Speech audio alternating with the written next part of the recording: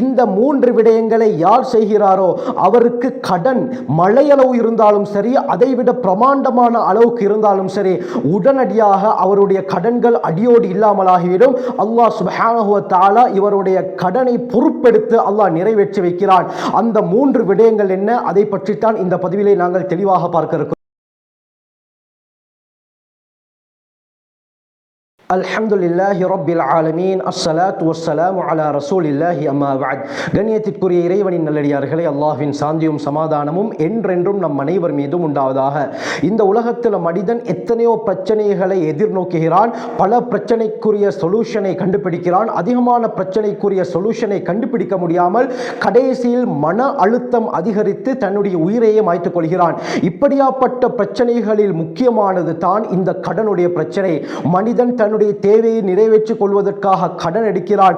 எடுத்த கடனை திரும்ப கொடுக்க முடியாமல் தள்ளாடுகிறான். கடைசியில் என்ன நடக்கிறது? இதற்கு சொல்யூஷன் தெரியாமல் மன அழுத்தம் அதிகமாகி தற்கொலை செய்து கொள்கிறான். ஆனால் அருமையானவர்களே, இஸ்லாத்தை எடுத்துக்கொண்டால் எப்படியாப்பட்ட பிரச்சனையாக இருந்தாலும் சரி, தலை போகக்கூடிய அளவுக்கு பிரச்சனை இருந்தாலும் அதற்குரிய சொல்யூஷனை இலகுவான முறையில் நமக்கு கற்றுத் தருகிறது.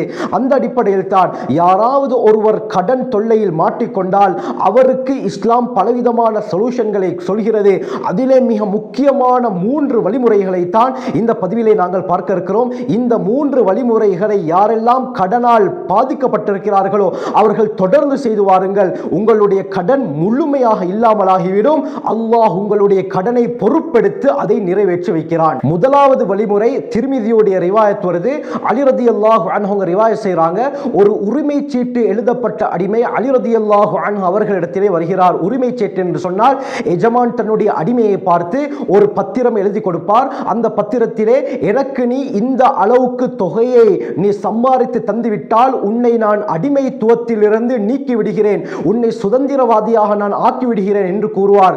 அந்த தொகையை அந்த அடிமை எப்படியாவது சம்பாதித்து எஜமானுக்கு கொடுத்து விட்டால் இவர் அடிமைத்துவத்திலிருந்து சுதந்திரம் பெற்று விடுவார். இப்படியாப்பட்டவருக்கு தான் உரிமை சீட்டு எழுதப்பட்ட அடிமை என்று சொல்லப்படும். இப்படியாப்பட்ட ஒரு அடிமை ஹஜ்ரத் அலி ரலியல்லாஹு அன்ஹு அவர்களிடத்திலே வந்து, இப்படித்தான் நான் எஜமானுக்கு செலுத்த வேண்டிய கடன் தொகை இருக்கிறது, அதற்காக எனக்கு நீங்கள் உதவி செய்யுங்கள் என்று கேட்ட நேரத்தில் ஹஜ்ரத் அலி ரலியல்லாஹு அன்ஹு அந்த அடிமையை பார்த்து சொன்னார்கள், அஃபலா உஅல்லிமுக கலிமாத்தின் அல்லமனிஹின்ன ரசூலுல்லாஹி ஸல்லல்லாஹு அலைஹி வஸல்லம்.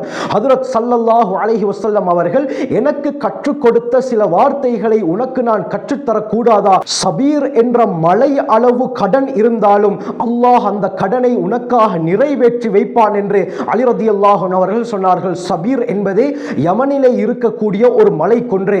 இந்த அளவுக்கு பிரமாண்டமான அளவு கடன் தொல்லை இருந்தாலும் அந்த கடனை அல்லாஹ் உனக்காக நிறைவேற்றி வைப்பான் என்று சொன்னதும், பலா அவசியம், எனக்கு அந்த வார்த்தைகளை கற்றுத்தாருங்கள் என்று அந்த அடிமை கூற ஹஜ்ரத் அலி ரலியல்லாஹு அன்ஹு அவர்கள் ஸல்லல்லாஹு அலைஹி வஸல்லம் அவர்கள் சொல்லிக் கொடுத்த அந்த ஆச்சரியமான வார்த்தைகளை சொல்லிக் கொடுத்தார்கள். அல்லாஹும்ம க்ஃபினி பிஹலாலிக அன் ஹராமிக வஅக்னினி பிஃபضலிக அம்மன் சிவாக் என்பது தான் அந்த வார்த்தை. அருமையானவர்களே, அல்லாஹும்ம க்ஃபினி பிஹலாலிக், யா அல்லாஹ் உன்னுடைய ஹலாலை கொண்டு என்னை போதுமானவனாக ஆக்கிவிடு.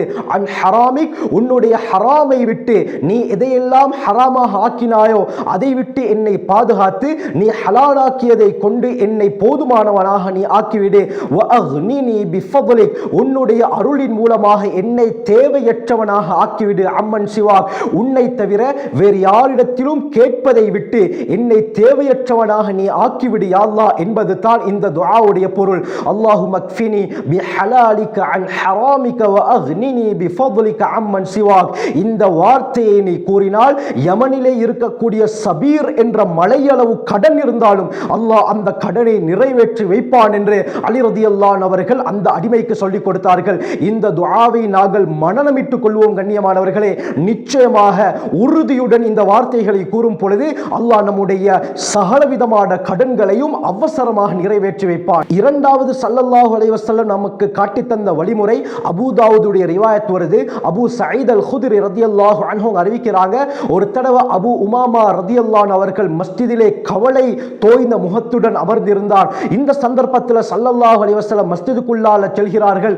அங்கே பார்த்தால் கவலையான முகத்துடன் அபு உமாமா ரதியல்லாஹு அவர்கள் அமர்ந்து கொண்டிருக்கிறார்கள். உடனே ஸல்லல்லாஹு அலைஹி வஸல்லம் அபு உமாமா ரதியல்லாஹு அவர்களை பார்த்து, யா அபா உமாமா மாலி அராக ஜாலிசன் ஃபில் மஸ்ஜிதி ஃபி கைரி வக்தி ஸலா, அபு உமாமாவே தொழுகை அல்லாத நேரத்திலே நீங்கள் மஸ்ஜிதிலே அமர்ந்திருப்பதை நான் காண்கிறேனே, என்ன காரணம், ஏன் இந்த சந்தர்ப்பத்திலே நீங்கள் மஸ்ஜிதில் அமர்ந்திருக்கிறீர்கள் என்று கேட்டதும் கவலை அடைந்த நிலையில் அபு உமாமா ரதியல்லாஹு அவர்கள் ஸல்லல்லாஹு அலைஹி வஸல்லம் அவர்களை பார்த்து சொன்னார்கள், ஹுமூமுன் லஸிமத்னி துயூனுன் யா ரசூலல்லாஹ், அல்லாஹ்வின் தூதரே அதிகமான கடன்களும் அதிகமான கவலைகளும் என்னை பற்றி பிடித்துக் கொண்டு விட்டன, என்னை விட்டு போகுதில்லை யா ரசூலல்லாஹ், இந்த ரெண்டும் என்னுடனேயே இருந்து கொண்டிருக்கின்றன, அதனால தான் என்ன செய்வதென்று தெரியாமல் மஸ்ஜிதுக்குள்ளால் வந்து அமர்ந்திருக்கிறேன் என்று சொன்னதும் ஸல்லல்லாஹு அலைஹி வஸல்லம் அபு உமாமா ரதியல்லாஹு அன்ஹு அவர்களை பார்த்து சொன்னார்கள், யா அபா உமாமா அஃபலா உஅல்லிமுக கலிமாத்தின்,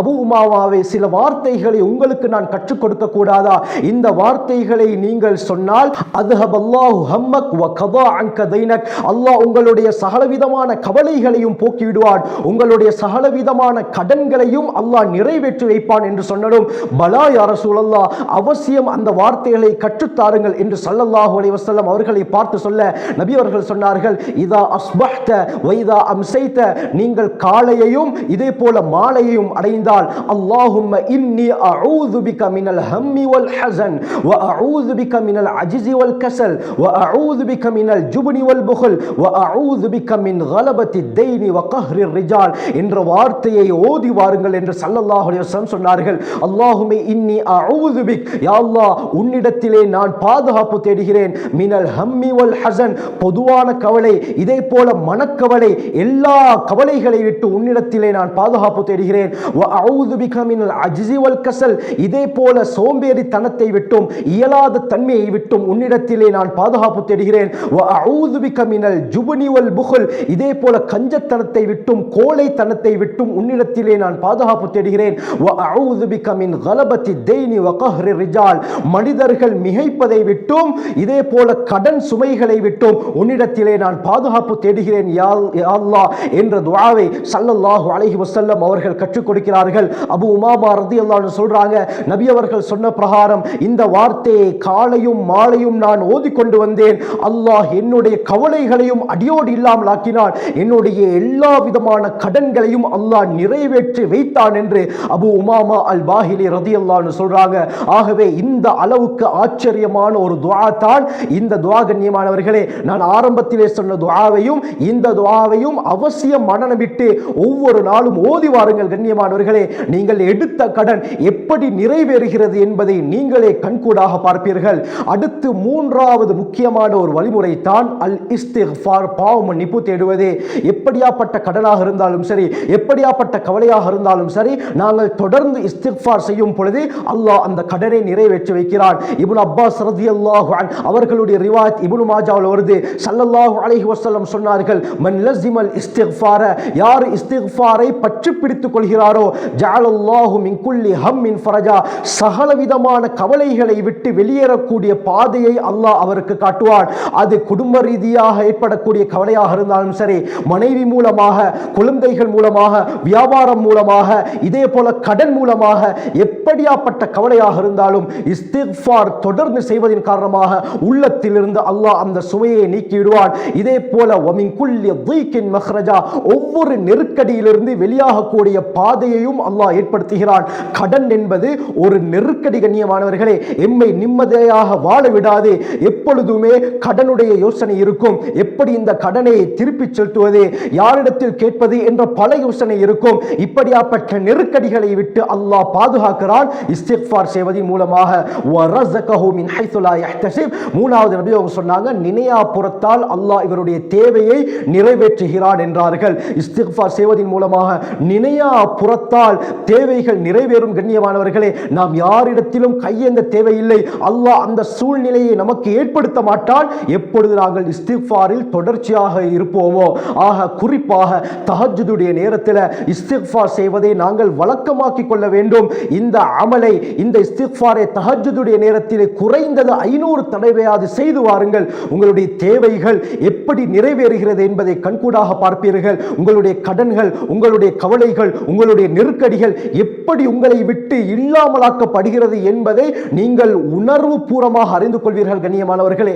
ஆகவே நான் சொன்ன இந்த 3 விடயத்தை நீங்கள் தொடர்ந்து செய்தால் மழையளவு என்ன, இந்த விண்ணை முட்டக்கூடிய அளவுக்கு கடன் இருந்தாலும் சில தினங்களிலே அல்லாஹ் எல்லா கடன்களையும் நிறைவேற்றி வைப்பான். கடன் நிறைவேறும் என்று நபி அவர்கள் சொல்லவில்லை, அந்த கடன்களை அல்லாஹ் பொறுப்பெடுத்து நிறைவேற்றி வைப்பான் என்று சொன்னார்கள்.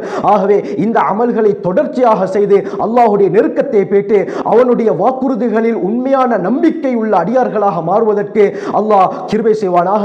ஜஸாக்குமுல்லாஹு கைர். வாஹிரு தஅவானா அல்ஹம்துலில்லாஹி ரப்பில் ஆலமீன்.